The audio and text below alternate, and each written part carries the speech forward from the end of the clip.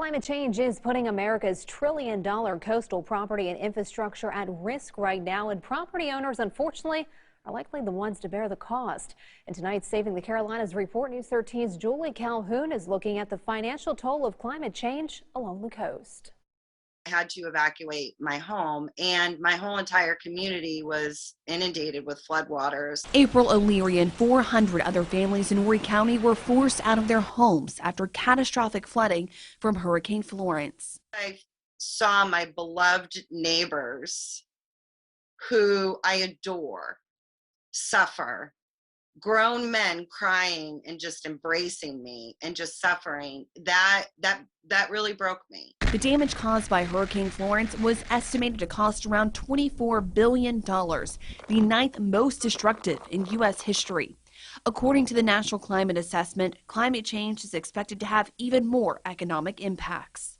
South Carolina has warmed about 1 degree Fahrenheit over the past 120 years, and this is less than the Earth as a whole, which has warmed by nearly 2 degrees. Hope Mizell, South Carolina's state climatologist, says the state has seen an increase in extreme rainfall.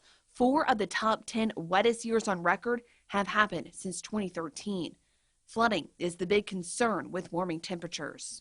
What we see there are impacts to towns, cities, homes, businesses, infrastructure. That's why O'Leary started Horry County Rising, a grassroots group working to mitigate and adapt to flooding.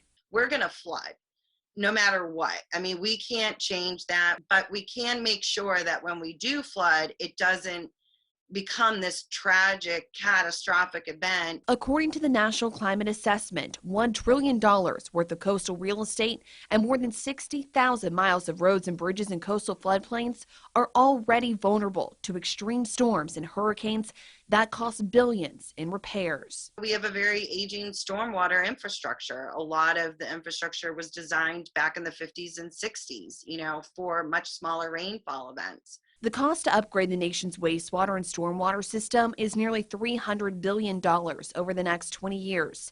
A.R. Siders, assistant professor at the University of Delaware, focuses on coastal adaptation. She says adapting to climate change calls for not building in flood-prone areas and improving existing and new infrastructure.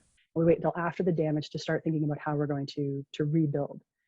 And instead, we need to start thinking about adaptation more at the planning level, the initial level. Like the decision to build that new development, the decision to put in that new infrastructure. But the continual impacts of warming temperatures hinges on the amount of greenhouse gas emissions.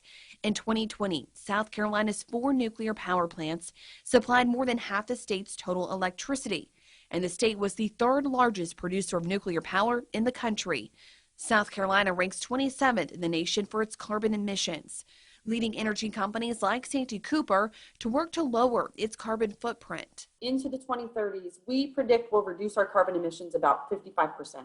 To do that, Santee Cooper is closing its Winyah Bay plant in Georgetown by 2028, leaving only 1 working coal plant and investing in renewable energies. Last year, we contracted for 425 megawatts of solar. In the next decade, we plan to add another 1,000 megawatts of solar and 200 megawatts of battery storage. To put that into perspective, it would power more than 250,000 homes.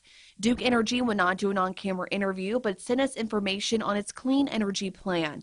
The company plans to have less than 5% of its energy from coal by 2030 and fully exit coal by 2035, with an ultimate goal of net zero carbon emissions by 2050. There's uncertainty in the scale, the timing, the location of the climate change impacts. But because we certainly are already seeing things here in South Carolina as well as across the globe, you can't wait until 2050. For News 13, I'm Julie Calhoun.